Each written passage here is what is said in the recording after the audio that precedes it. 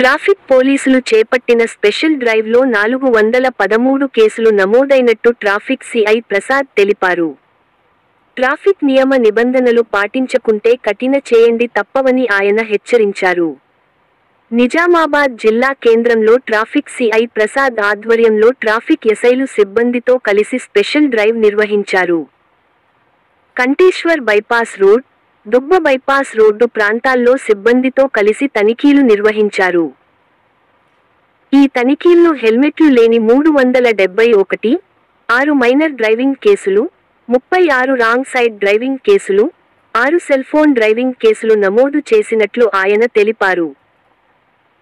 ఈ తనిఖీల్లో 2 రి శేఖర్, 3 ఎస్ఐలు రమేష్, సుమన్, రహమతుల్లా మరియు 25 మంది కానిస్టేబుళ్లు పాల్గొన్నారు.